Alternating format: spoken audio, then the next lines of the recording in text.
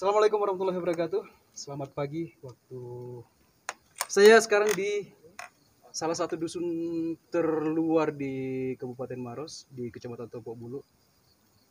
Salah satu daerah yang sudah lama sebenarnya saya mau ke sini, tapi akhirnya baru kesampaian. Tepatnya di dusun Tanete Bulu, Desa Bontomanurung, Kecamatan Tompok Bulu. Nah, kebetulan saya ditemani sama sahabat lama saya. Beliau adalah Babinsa di Desa Bontomanurung. Sudah lama saya mau menggali informasi bagaimana sih suka dukanya menjadi pelayan masyarakat, abdi negara di tempat yang terpencil seperti ini. Sedikit saya gambar mungkin. Dusun Tanete Bulu ini berada di ketinggian 760 sekian mdpl. Jalan dari poros Tompok Bulu itu masuk ke sini sekitar 9 kilo, 9.000 sekian meter. Tapi kemarin karena sudah ada jalan beton sampai di jembatan pertama itu, kita hemat 2 kilo, jadi sekitar 7,3 kita jalan kaki kemarin ke sini, dan kita menghabiskan waktu 5 jam. Start jam 11 siang kemarin, sampai di sini pas jam 4 sore. Itu plus karena kita ada program vaksinasi door to door kemarin. Oke, langsung saya perkenalkan. Bisa cerita-cerita saya dulu biar penonton saya dengar logatnya, apanya. Oh, gitu. Tutup nama dulu. Ini mau pakai logat apa nih? Makassar ini. Pakai logat Makassar. Kalau dengar beliau berbicara, pasti tidak percaya kalau asal-asalnya beliau. Tapi kalau sudah kenal, lihat namanya pasti langsung percaya. Oh, beliau ini dari daerah ini. Pak Wayan. Tidak mungkin orang Batak. Balakna Limbung.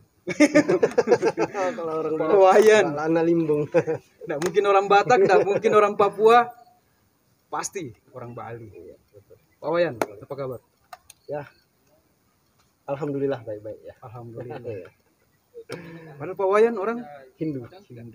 Alhamdulillah. Pak Wayan, sudah berapa lama bertugas di Desa Bontomanurung? Saya bertugas di sini kurang lebih sudah berjalan 3 tahun dari 2018 sekarang 2022 ya, sudah 3 tahun lebih lah saya bertugas di sini. Nah, kita sebelum jauh kita bercerita tentang suka duka bertugas di Bontomanurung.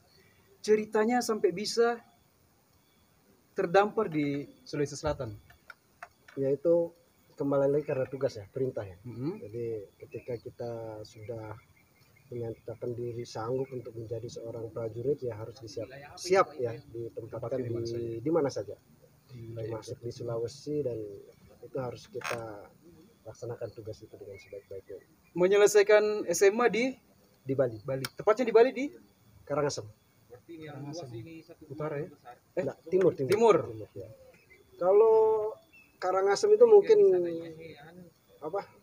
Teman-teman sahabat semua itu tahu Gunung Agung yang Gunung Agung ya, Kintamani. Enggak, Kintamani itu daerah beda lagi. Ya. Oh, Gunung Agung ya. Gunung Kintamani, Gunung Batur. Ya, Gunung Batur ya. Gunung Agung. Oke. Menyelesaikan SMA di ini terus di Bali. Daftar tentara di Bali juga. Kodam 9 Udayana. Ya, tepatnya tahun 2004 ya. Terus langsung penugasan langsung di Batalion Kavaleri Suplemendagiri selama 12 tahun di depan Unhas. Ya, depan Unhas. Oh, Kavaleri. Ya. Nah, dari situ kemudian setelah itu 12 tahun sana mendapatkan kesempatan untuk sekolah secaba ya, alih golongan ini ya. Setelah itu saya pindah ke Kodim Maros. Di Kodim langsung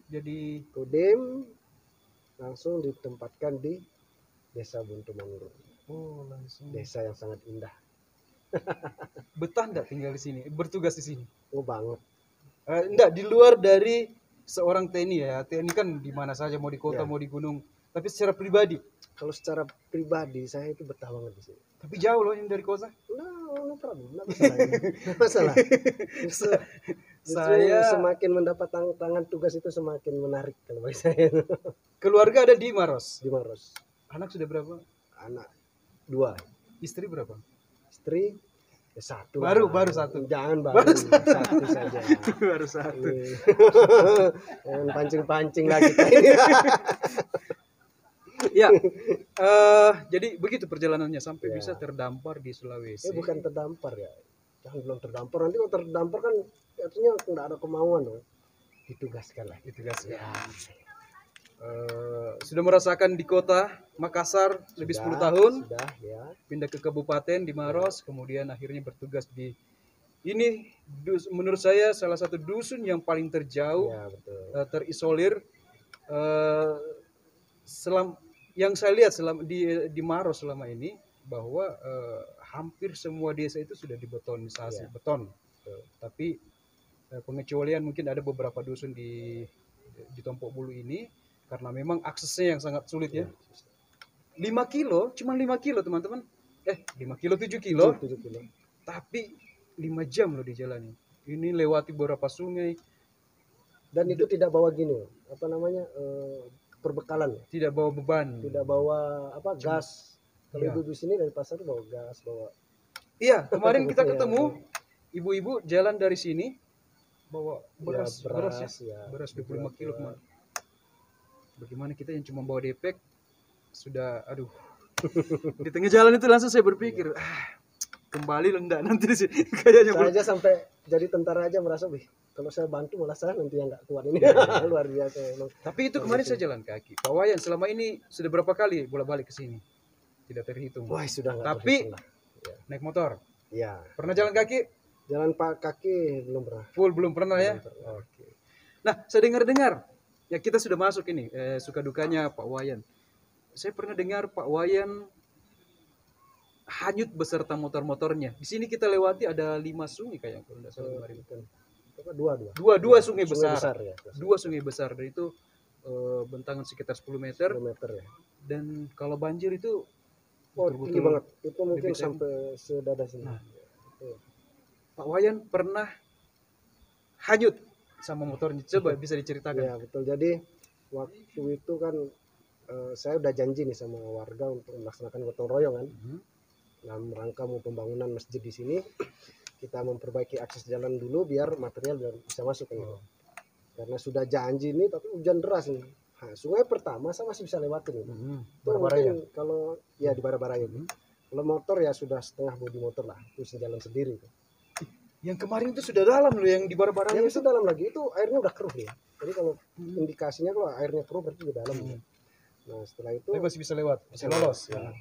Ternyata pas di atas ini yang sungai yang kedua ini air tambah membesar. Saya pikir kok yang panjang itu bisa saya lewatin, yang pendek enggak. Akhirnya itu ya itu artinya kurang perhitungan lah. Iya. Pas sampai di tengah sungai ini motor udah mati dia.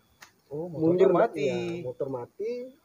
Mundur nggak bisa, maju nggak bisa. 15 menit saya nunggu gini di tengah sungai ini. Mana beban air ini Dia semakin- beban air, nunggu warga tidak ada yang karena hujan lebat sekali waktu itu. Ya udah terpaksa saya lepas hanyut sama-sama dengan motor. Ya, Itu bersyukur lah.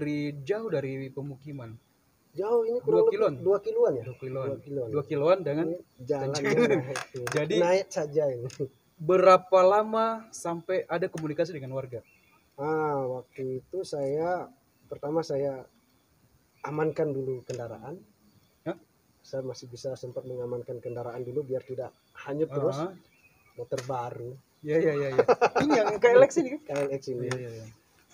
Terus Habis itu saya amankan dulu. baru hanyutnya berapa meter dari lokasi terakhir? kurang lebih 10 meter ya. 10 meter Oh, dengan iya. bebatuan besar kan. Jadi Nyangkut di batu. nyangkut di batu. Nah di situ saya amankan, carikan yang tidak ada arus deras gitu. Di situ saya naik, minta pertolongan. Ternyata ada 2 orang anak-anak yang bantu. Akhirnya dan besoknya baru dievakuasi sama teman-teman dari Polsek tuh, Pak Dinas saya itu. Saya telepon. Jadi semalaman terendam di situ. Oh enggak terendam, sudah diangkat itu bertiga angkat. Oh, yang sama anak itu Iya, sempat sama. diangkat. Diangkat lagi tarik pakai tali. Itu kejadian jam Itu kalau nggak salah jam-jam sekitar jam 11 siang. Oh, Jam 11 siang. Jadi dari bawah saya naik ke sini baru turun lagi jalan kaki. saya tidak bisa membayangkan. Oke, itu salah satu cerita duka lah mungkin. Oke, kita mungkin sukanya Sukanya di sini bertugas ya. di sini. Ya, sukanya di sini saya itu sangat gini, masyarakat di sini sangat menerima saya, dan kalau orang tua itu seperti saya, dianggap saya seperti anaknya, kalau yang sebaya dia anggap saya seperti saudaranya, yang adik-adik dia anggap saya seperti kakaknya, itu yang membuat saya betah di sini. Jadi dimanapun saya berada di sini pasti masyarakat ini sangat menerima saya, walaupun ya mungkin dibilang kita tidak ada hubungan darah atau malah suku dan agama kita beda, Itu yang itu mau kan saya yang tanyakan. sangat luar biasa sekali masyarakat di sini. Bagaimana apa Pak Wayan merasakan ada perbedaan atau perlakuan istimewa, perlakuan khusus, perlakuan yang berbeda dari masyarakat sini ke Pak Wayan? Notabene Pak Wayan ini bukan orang sini, orang Bali, dengan budaya yang Pak Wayan bawa ke sini, kemudian agama juga berbeda. Bagaimana orang-orang di sini bisa menerima? Apa ada perlakuan-perlakuan yang berbeda? Saya kalau mendengar pertanyaan itu langsung merinding saya. Benar, saya langsung merinding saya. Karena saya betul-betul merasakan ya, bahwa masyarakat di sini tidak memandang dari mana sukunya apa, agamanya apa. Yang penting kita baik datang ke sini, masyarakat sangat menerima sekali. Seperti itu. Apa yang mereka tahu tentang Pak Wayan yang orang Bali, yang orang Hindu? Ya, dulunya memang banyak juga ya masyarakat di sini tidak tahu Hindu itu apa, Bali itu apa gitu kan. Tapi ada juga yang bertanya, Pak Wayan agamanya apa gitu kan. Saya bilang saya agamanya Hindu. Oh, Hindu itu kayak bagaimana gitu ya. Saya jelaskan Hindu itu seperti ini. Saya dari Bali, Bali itu adatnya begini-begini. Jadi kita sambil sharing, jadi masyarakat di sini pun ya terbuka lah. Yang dulunya mungkin hanya mengenal apa Muslim aja agamanya, tapi dengan kita datang begini masyarakat di sini tahu keberagaman kita yang ada di sini itu banyak, ada agama ya, sukunya banyak dan kita perbedaan. Ya, seperti itu. Pak Wayan dari Bali, dan kita kenal Bali selama ini adalah masyarakat yang sangat menjunjung tinggi adat istiadat. Bagaimana ya, sorry kita membandingkan bagaimana kultur di Bali dengan kultur orang yang di sini. Bagaimana orang di sini menghargai budaya? Kalau di sini ya masyarakat masih memegang kuat adat istiadat di sini. Jadi itu salah satu menjadi apa ya? Menjadi landasan ya biar mereka bisa bersatu lebih kuat. Itu yang ya. Itu masih bagus di sini memegang adat budaya, malahan di dusun baru itu kalau musim panen itu memang ada tradisi-tradisi yang dilakukan, dan saya rasa itu perlu kita pertahankan ya. Dan yang mempertemukan kita justru kita berdua justru di perayaan itu kita ya. Pernah bertarung Di video saya yang lain ada video saya adu betis dengan Pak Wayan. Apa namanya? Alanja. Ya. Kalau kita di Bone di Bugis Alanja. Itu adu betis. Saya tahu betis tentara itu keras, tapi saya tidak mau mundur. Enggak, dia padahal ngajaknya pelan-pelan dulunya. Tapi ternyata keras beneran tendang. Aduh. Saya ditantang sama warga, saya angkat tangan, enggak mau. Tapi ditantang tentara, oh Pak Wayan, ayo. Karena kalau orang sini lokal ada tekniknya. Iya kan, teknik menendang, teknik. Kita nggak tahu teknik. Kita asal hajar. Yang penting untuk meramaikan saja ya. Dan akhirnya ya kita sama-sama sakit waktu itu. Sakit. Oke, apa lagi yang menarik sampai Pak Wayan betah bertugas di tempat seperti ini? Ya, yang pertama dari segi pemandangan ya. Oh, saya juga orangnya suka apa? Jalan-jalan seperti itu, apalagi mendaki pegunungan itu saya sangat hobi sekali. Di sini pemandangan bagus, hutan masih terjaga, apalagi sawahnya juga terasering yang biasa mengingatkan saya, ini kampung saya dulu gitu kan. Rumputnya masih hijau, dan yang paling saya membuatnya itu masyarakat yang sangat ramah-ramah sekali. terbuka. Mungkin kalau Ya, potensi pariwisata di sini sangat bagus sekali. sangat bagus. Iya. Cuman Semua kembali lagi ke akses. Ini hanya untuk minat khusus bagi teman-teman yang suka petualangan ya paling cocok di sini. Tapi untuk Recommended di sini ya. ya mas tourism belum karena akses yang. Iya. Dan juga saya pikir-pikir kemarin di jalan kenapa ya sampai sampai belum dibangun akses jalan roda 4 ke sini ya ternyata jalan sejauh 7 kilometer ini di sini hanya ada beberapa kepala keluarga dan banyak sungai, jadi banyak jembatan yang harus dibuat. Kosnya pasti lebih besar dibanding manfaat yang didapat. Sementara masih ada juga daerah-daerah seperti ini yang bisa dibangun ini, tapi kosnya mungkin lebih sedikit dan di sana lebih banyak orang. Jadi ada yang namanya skala prioritas. Mungkin nanti Pak Wayan bisa menyampaikan memberi pemahaman ke masyarakat bahwa ya nanti akan tetap pasti akan akses dibuka, cuman ada skala prioritas toh yang mana yang lebih gampang dulu, yang mana. Tapi ini insya Allah Ya, dalam mudah-mudahan 2-3 lah. tahun ke depan ini mungkin sudah. Mudah-mudahan lah. Kan di sebelah barat sudah dibuka, nanti jalur Malino sudah tembus, Ya. pasti imbasnya ke sini Di juga. sini juga ya. Ya, sambutan masyarakat yang hangat, pemandangan, makanannya, bagaimana Wah. makanannya?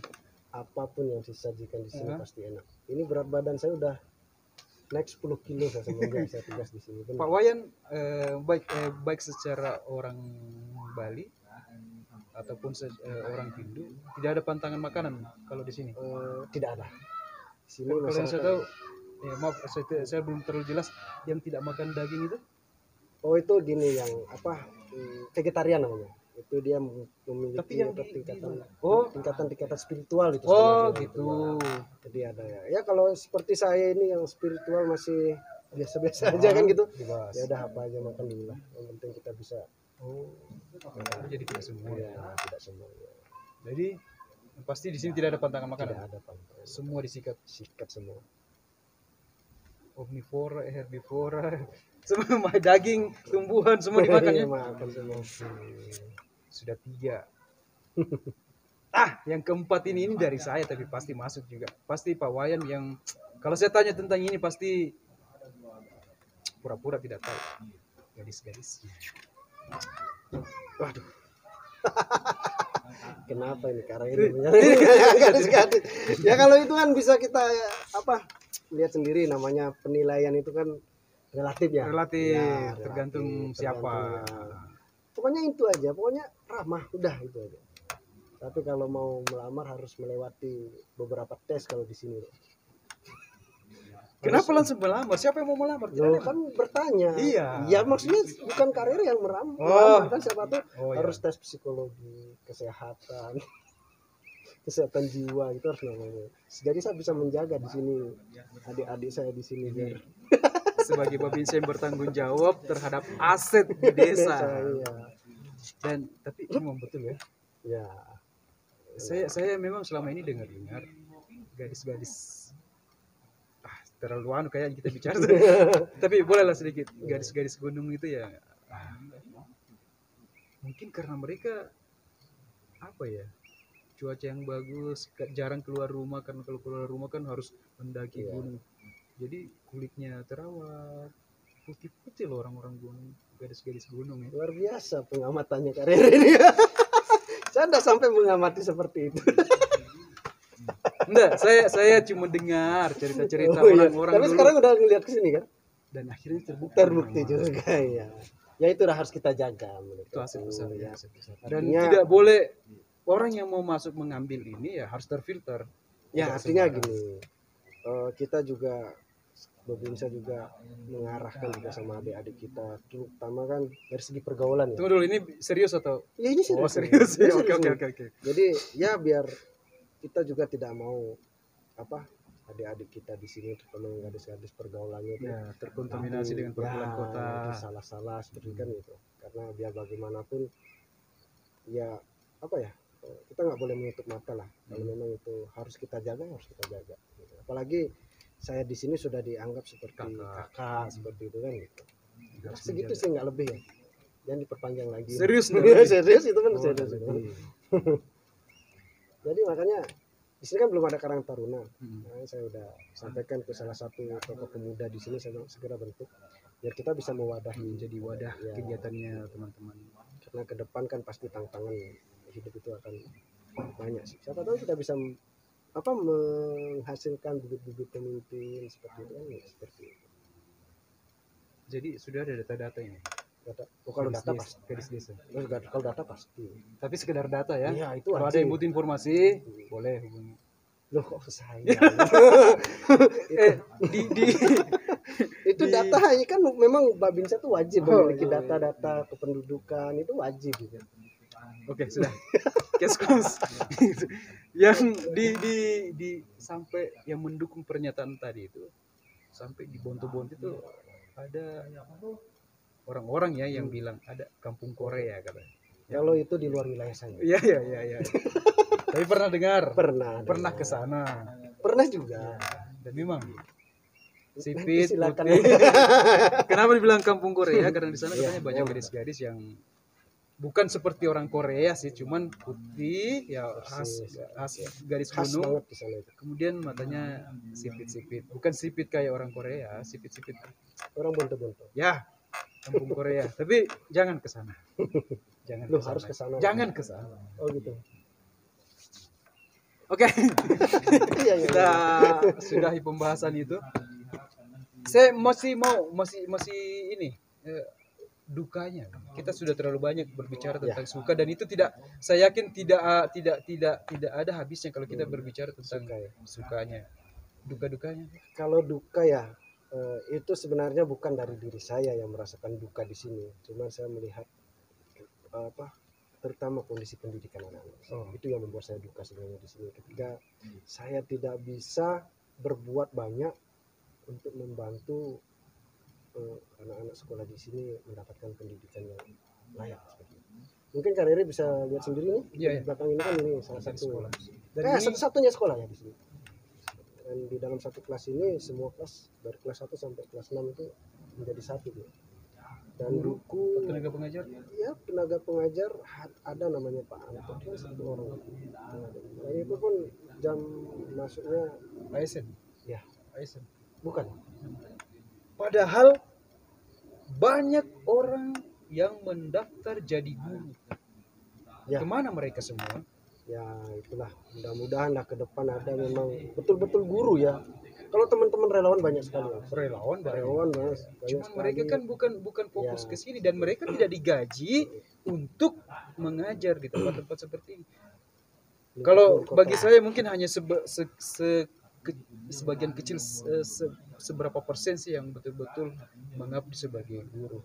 Yang kalau orang-orang, saya justru nanti tolong dipertemukan juga ada beberapa mungkin teman-teman yang mengabdi guru ASN yang mengabdi di daerah-daerah terpencil seperti ini. Saya juga mau mendengar cerita-ceritanya. Dan menurut saya inilah orang-orang yang aslinya yang murni guru ya, karena dia tidak pengabdian. Iya. Siapa yang mau memikirkan ini? Mereka-mereka yang seperti adik-adik di sini. Siapa yang mau mengajar mereka? Ya, inilah yang menjadi duka ya kami di sini ya. Karena hampir di setiap dusun, terutama di sini ada dusun Tanete, dusun Makmur juga ada juga sekolah. Malahan saya pernah di sini melakukan program satu kali itu. Karena saking pengennya biar anak-anak termotivasi dia untuk belajar, saya bawa anak-anak ke satuan saya lama dulu, ke Batalion Kavaleri, untuk kita sama-sama melihat alutsista ya di sana itu. Ada tank, ada panser, ada persenjataan gitu. Jadi melihat naik tank malahan mereka ya. Kendaraan tempur difasilitasi oleh Batalion Kavaleri 10 Mendagiri, dan itu sangat membuat anak-anak itu sangat rasa bangga sekali. Ya mudah-mudahan dengan kegiatan itu mereka merasa saya tidak sendiri. Mereka tidak sendiri di sini. Walaupun di gunung mereka tidak sendiri. Mereka masih ada yang memperhatikan, menerima di kota sana. Ya mudah-mudahan ke depan ada program-program yang memang bisa memberikan ruang untuk anak-anak kami yang berada di pegunungan sini gitu. Jadi rata semua seperti itu.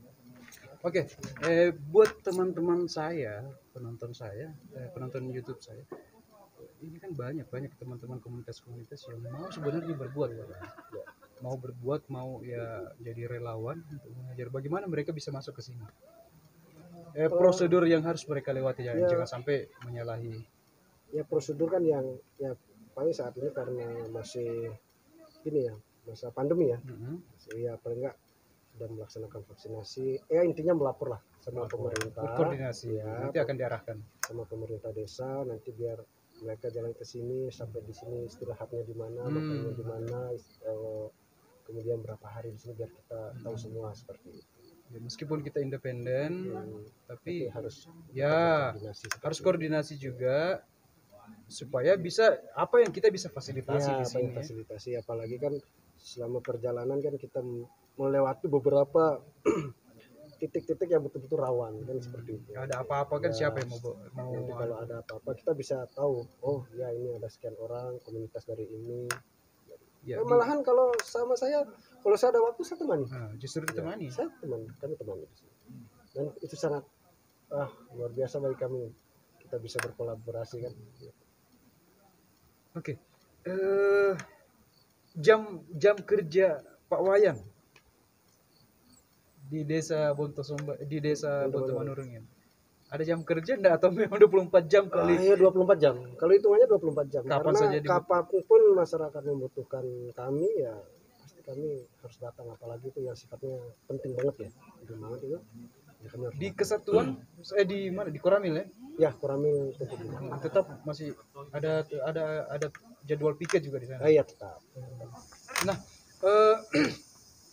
jadi tidak ada jam kerja, tidak ada kapan saya dibutuhkan? Iya, kapan saja.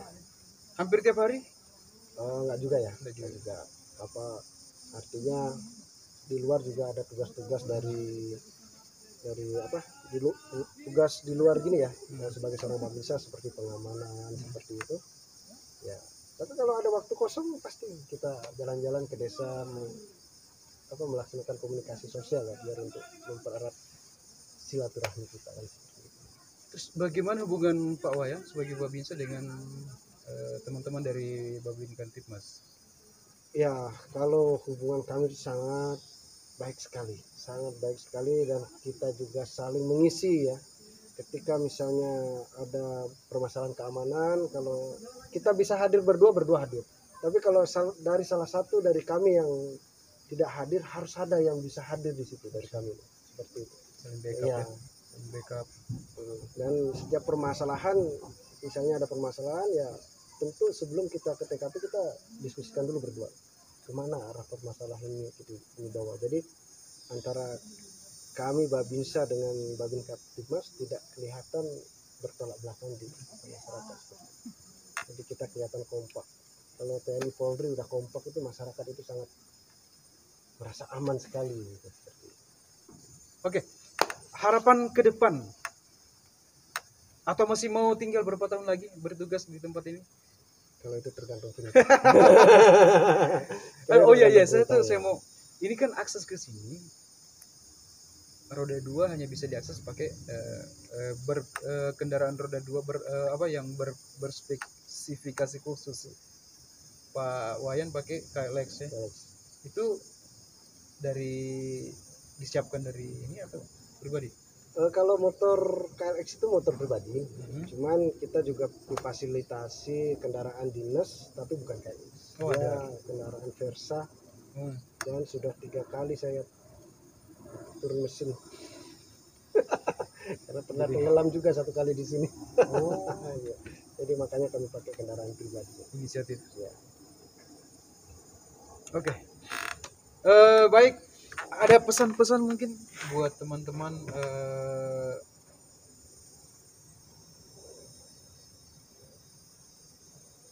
apa ya? Kalau masuk ini mewakili teman-teman Babinsa yang lain. Kalau masuk di daerahnya di daerahnya kita harus seperti apa? Ya. Jadi artinya jangan pernah ragu-ragu, jangan pernah takut dengan Babinsa ya. Babinsa itu karena kan dulu mungkin kesannya kalau tentara itu kan sebenarnya tidak. Jadi kami itu memfasilitasi setiap kegiatan yang ada di wilayah kami ya, yang jelas itu intinya untuk kebaikan kita bersama, untuk NKRI pasti kita akan dukung. Oke, terima kasih Pak Wayan, Terima kasih tetap juga semangat. sudah diundang di channelnya KRRI. Iya, dan sudah menemani saya jalan-jalan di sini. Eh, Sekali lagi terima kasih. Ya. Tetap semangat bertugas di sini, memberikan pelayanan yang terbaik buat saudara-saudara kita di Desa Bonto Manurung. Sehat-sehat selalu, Terima kasih, amin. keluarga juga sehat-sehat. Salam buat keluarga tercinta. Terima kasih sekali lagi. Thank you. Demikian, Assalamualaikum warahmatullahi wabarakatuh. Waalaikumsalam warahmatullahi wabarakatuh. Di luar daripada itu ya standby. Ya. Hah? Sendal kami, Pak. Tapi nggak kelihatan ini. Sendalnya nih. Maaf, Pak. Maaf, Pak. Babinsa. Lanjut. Lanjut. Lanjut, Pak. Iya, iya. Iya.